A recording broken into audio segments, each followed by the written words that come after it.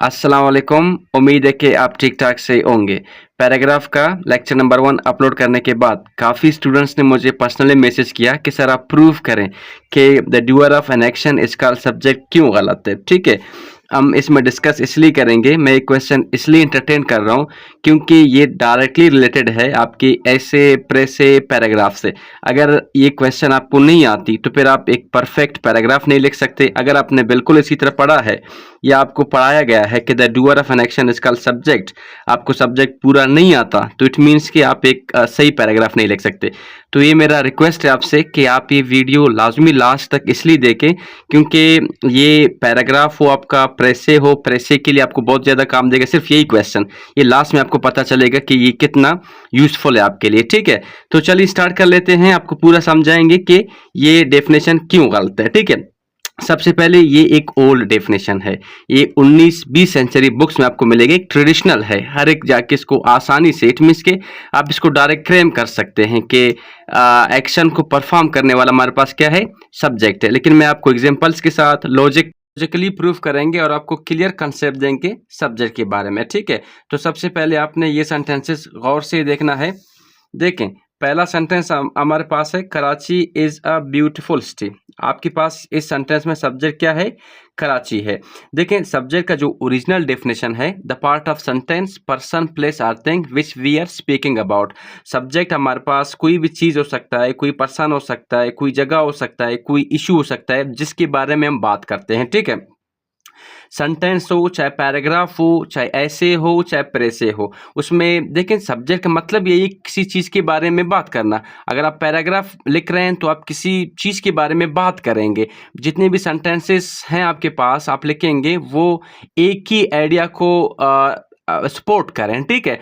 तो इसीलिए यहाँ पे भी आपके पास सब्जेक्ट है, सेंटेंस में जितने भी वर्ड्स हैं वो सब्जेक्ट को सपोर्ट करें। अगर नहीं करेंगे तो सब्जेक्ट नहीं कहलाएगा। अब अगर आप ये सेंटेंस गौर से देखेंगे, ये एक एक्शनलेस है। आप कह रहे हैं कि doer of an action is called subject, काम करने वाले को सब्जेक्ट कहते हैं। यहाँ पर कोई काम नहीं होता, स्टेट ऑफ बीइंग शो कर रहा है, तो यहाँ पर सब्जेक्ट कराची को नहीं होना चाहिए, लेकिन कराची हमारे पास सब्जेक्ट है।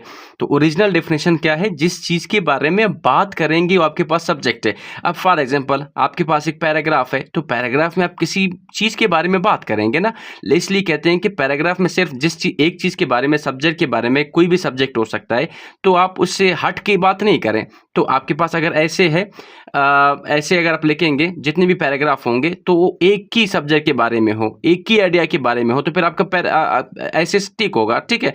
अगर आपका प्रेसे है, फर्ज करें आप प्रेसे लिखेंगे, तो आपने सबसे पहले ढूंढना है जो जितनी भी सेंटेंसेस है किस चीज़ को सपोर्ट कर रहे हैं, किस चीज़ के बारे में है, तो फिर जाके आपने अपना प्रेसे उस वर्ड से, टॉपिक वर्ड से या सब्जेक्ट वर्ड से स्टार्ट करना है।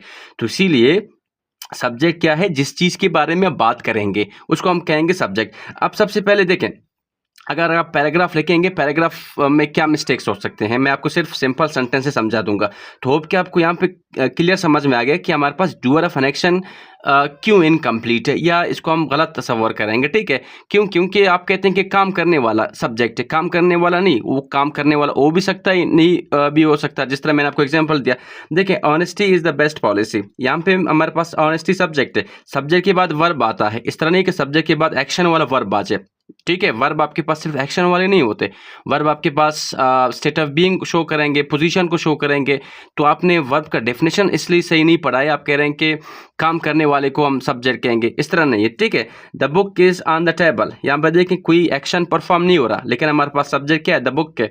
अब सब्जेक्ट के बाद वर्ब आता है, ये लाजमी नहीं कि एक्शन वाला वर्ब आ जाए। अब देखें, मैं यहाँ पे एक सेंटेंस लिखूंगा, आपको क्लियर समझ में आएगा कि आप पैराग्राफ में गलती क्या करेंगे। अगर आप ऐसे लिखेंगे गलती आपका क्या होगा। देखें, मैं यहाँ पर लिखूंगा ई इज अ गर्ल।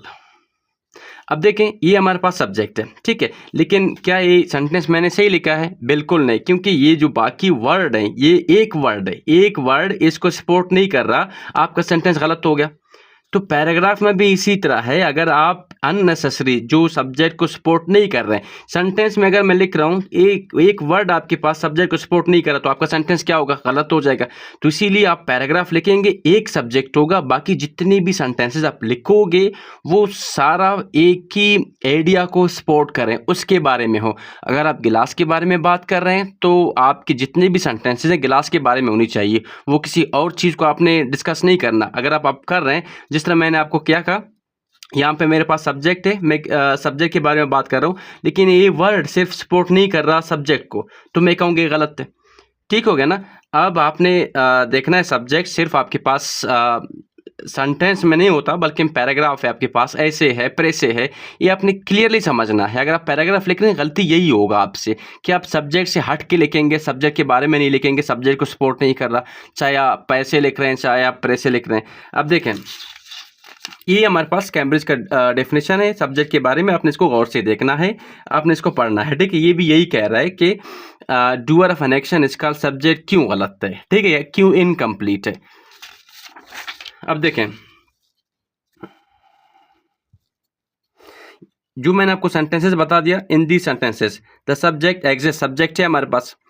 वो जो डेफिनेशन है डूअर ऑफ एन एक्शन के मुताबिक सब्जेक्ट नहीं होना चाहिए था, लेकिन सब्जेक्ट है, क्यों, no action is being performed, कोई एक्शन उसमें नहीं है। ठीक है, लेकिन therefore the subject is not simple the doer of an action, doer of the action आपके पास सिर्फ सब्जेक्ट नहीं है। रैन मार्टन क्या कहता है, जिस तरह मैंने आपको एक एग्जांपल दिया कैम्ब्रिज डिक्शनरी से, अब रैन मार्टन भी यही कहता है कि आपके पास जो पर्सन है, प्लेस है या थिंग है जिसके बारे में बात करेंगे। हालांकि रैन मार्टन को सही कहा जाता है, एक रिस्पेक्टेड ग्रामर का बुक है, अगर आपने इसको पढ़ा है। नेक्स्ट लॉजिकल प्रूफ मैंने आपको दे दिया कि ये डूअर ऑफ एन एक्शन जो आप कहते हैं कि हमारे पास सब्जेक्ट है, ये क्यों इनकम्प्लीट है।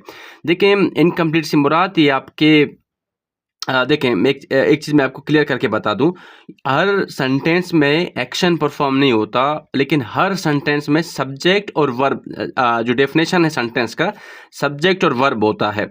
सब्जेक्ट के बाद वर्ब आता है, लाजमी नहीं है कि सब्जेक्ट के बाद जो वर्ब आ जाए वो एक्शन परफॉर्म करे।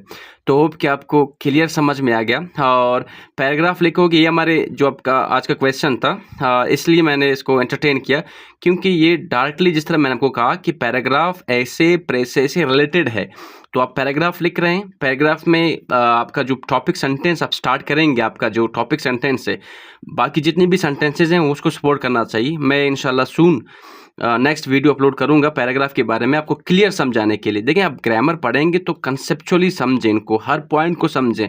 आप ग्रामर रट्टा लगाने से नहीं सीख सकते। ठीक हो गया ना। तो होप कि आपको पूरा क्लियर समझ में आएगा। Thank you.